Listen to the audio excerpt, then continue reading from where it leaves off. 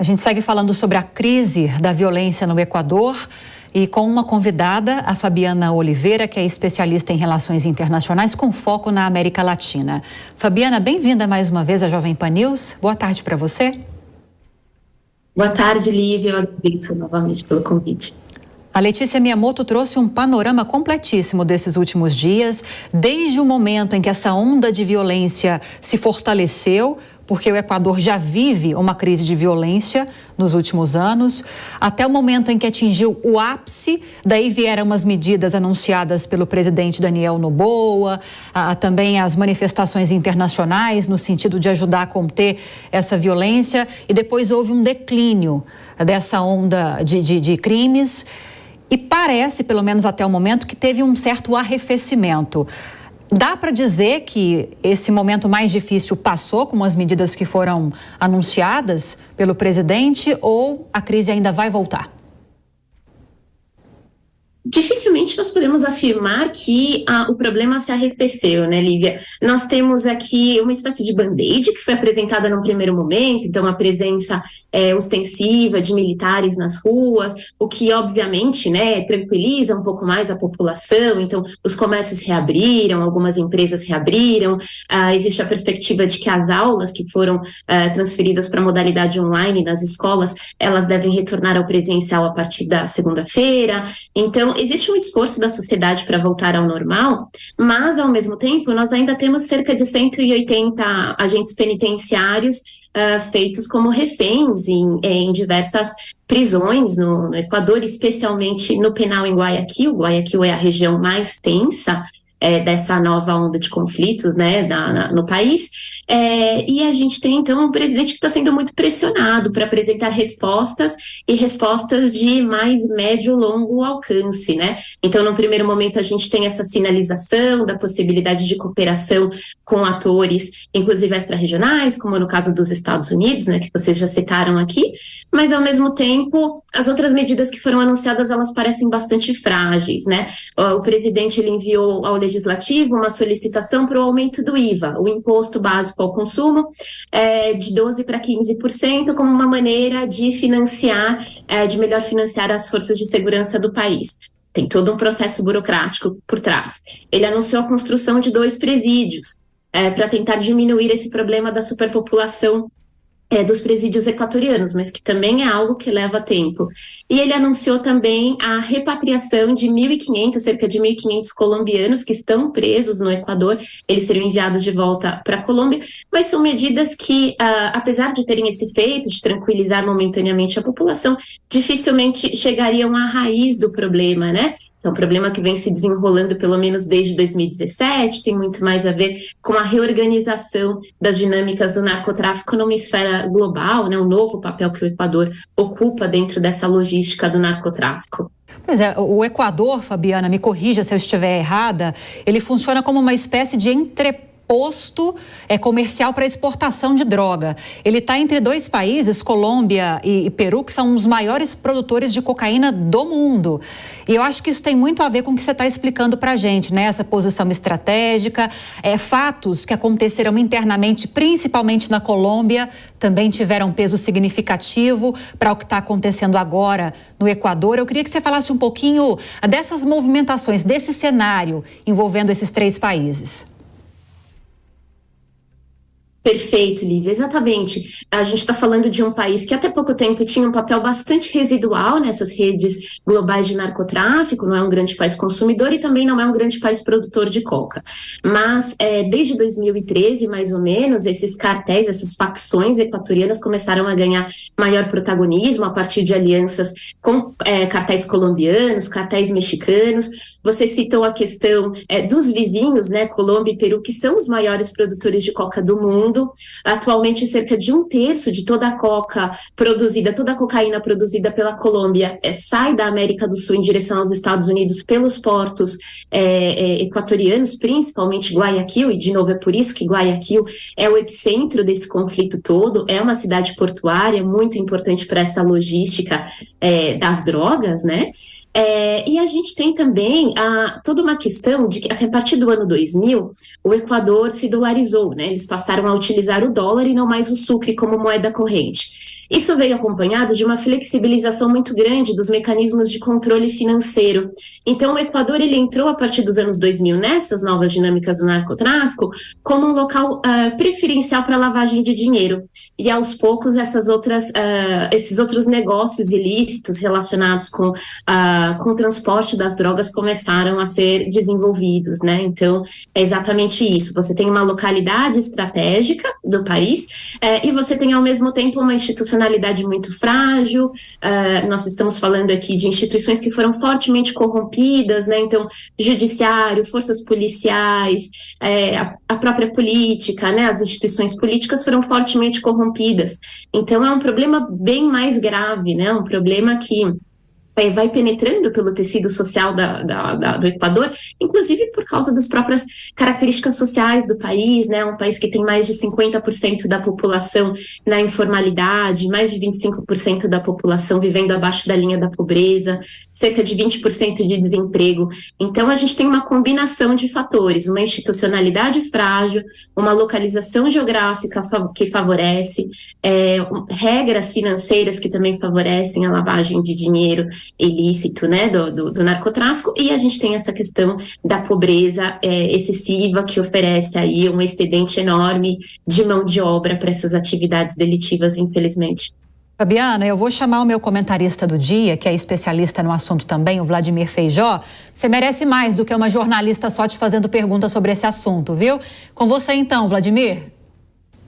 Boa tarde, Fabiano. Obrigado, Lívia. O tema do Equador certamente é um tema do sistema internacional como um todo. Você falava há pouco sobre o Equador ter criado uma tempestade perfeita para si. Você pode pontuar para o telespectador também a influência da negociação de paz na Colômbia e a situação do narcotráfico no México para favorecer toda essa situação no Equador?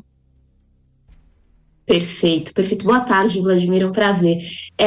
De fato, né? Então, a partir de 2016, a Colômbia começou a experimentar um processo de negociações visando a paz.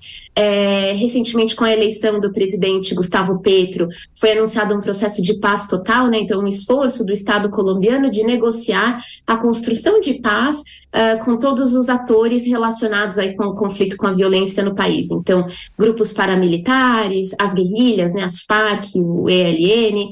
Então, são atores que estão ligados ao narcotráfico, né? Então, com a desmobilização desses atores, esse início de desmobilização que a gente tem assistido a partir de 2016, parte dessas atividades tem migrado para o Equador, é isso que os principais analistas no tema de segurança pública equatoriana tendem a apontar.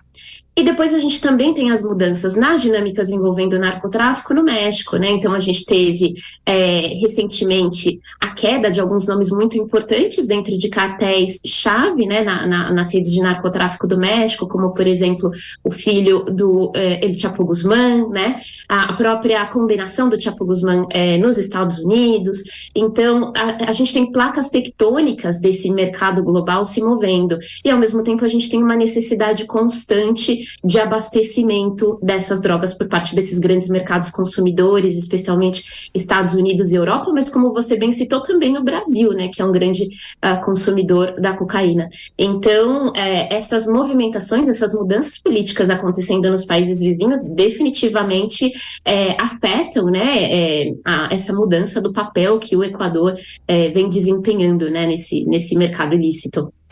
Na sua primeira resposta, Fabiana, você utilizou uma expressão que eu gostei muito, uma comparação que eu gostei muito. Você disse que essas ações que estão sendo estabelecidas pela presidência do Equador são uma espécie de band-aid para uma grande chaga de violência lá no país que agora atingiu seu ápice, né? E isso deixa claro que a gente está falando de medidas para contenção das consequências de um problema estrutural no Equador que precisa de ações, de soluções para atacar a causa. E aí a gente tem que mencionar aqui nessa entrevista a questão do tráfico transnacional de drogas. E quando a gente entra nessa seara, daí a gente tem que trazer outros atores para essa conversa também, que são responsáveis pela contenção do problema. Como é que você analisa essa questão, olhando de forma macro para a América Latina e levando também a questão para os Estados Unidos e para a Europa, que são consumidores dessa droga? Né, para esses dois pontos do globo, principalmente, que essa droga é levada. Exato, Lívia. De fato, é um tipo de problema que a gente não vai conseguir resolver apenas com políticas em nível local, em nível nacional, porque é um problema transnacional. Aqui na América do Sul, em especial, a gente chegou a experimentar uma tentativa na primeira década dos anos 2000 de criação de uma espécie de conselho no âmbito da Unasul, a União das Nações Sul-Americanas, que havia sido criada em 2008, que tinha sede justamente em Quito. E a função desse conselho era discutir, era produzir cooperação entre as polícias, entre Polícia Federal, entre Ministério da Justiça, dos diferentes países, dos 12 países da América do Sul, né? Essa experiência acabou sendo interrompida ali em meados de 2015 por causa da própria crise da Unasul, mas ela apresentou resultados bastante interessantes num primeiro momento, né? Porque se criou um espaço para que países que padecem do mesmo problema e que se localizam mais ou menos no mesmo nível, né, dentro dessa estrutura global do narcotráfico, para que eles pudessem cooperar. O tradicional era a gente ter cooperação norte-sul, né? A gente teve experiências na década de 90 de cooperação dos Estados Unidos com a Colômbia, o chamado Plano Colômbia, e a gente também teve a experiência de cooperação dos Estados Unidos com o México através da iniciativa Mérida no início dos anos 2000. Essas duas iniciativas de cooperação norte e sul da América Latina com os Estados Unidos vieram acompanhadas de muitas críticas no momento da sua implementação, porque havia muitas denúncias de violação de direitos humanos, muita denúncia sobre a presença militar dos Estados Unidos nesses países. O Brasil, na ocasião, quando foi anunciada a cooperação com a Colômbia, o Brasil ficou bastante preocupado pela presença de militares dos Estados Unidos muito próximo da nossa fronteira, que é, como já foi dito aqui, uma fronteira porosa, difícil de policiar, né, por parte das autoridades brasileiras. Então, o grande dilema que a gente enfrenta hoje é que tipo de cooperação que a gente vai estabelecer, porque, de fato, a gente tem percebido que a guerra às drogas, puramente, né, então, pôr a polícia na rua, prender, construir mais presídios, tem uma capacidade limitada de apresentar resultados. Ultimamente, a gente tem acompanhado muito o caso do o caso de El Salvador, né, do presidente Nayib Bukele, que tem apresentado números interessantes de redução da violência a partir justamente de uma política mais dura contra as gangues, de construção de mega presídios, mas resta ver se é o tipo de medida que é sustentável, porque na Colômbia, nos primeiros anos da iniciativa da operação, do Plano Colômbia, a gente também teve resultados interessantes que depois acabaram se esgotando, né? E a violência ganhou novas características e novas dinâmicas até mais agravadas. Então, sem dúvida, a gente precisa pensar em uma cooperação que envolva, sim, um melhor treinamento da polícia, que envolva uma melhor preparação também dos agentes penitenciários, que envolva resolver o problema de superlotação de presídios, que envolva muita inteligência, né, muito esforço em inteligência, que a gente trabalhe de maneira conjunta, né, entre todos os nossos países. A gente tem indícios de colaboração entre facções brasileiras e facções que operam em vários outros países vizinhos. Mas a gente também precisa pensar nos elementos sociais que fragmentam as nossas sociedades e que acabam criando esse exército abundante de mão de obra de jovens que são constantemente mortos e substituídos, né, por essas facções, né? Conversamos com a Fabiana Oliveira, especialista em relações internacionais com foco na América Latina. Fabiana, sempre é muito bom contar com o seu conhecimento aqui na nossa programação. Volte mais vezes e bom fim de semana para você. Eu que agradeço, Lívia. Um bom final de semana para vocês também. Obrigada. Obrigada.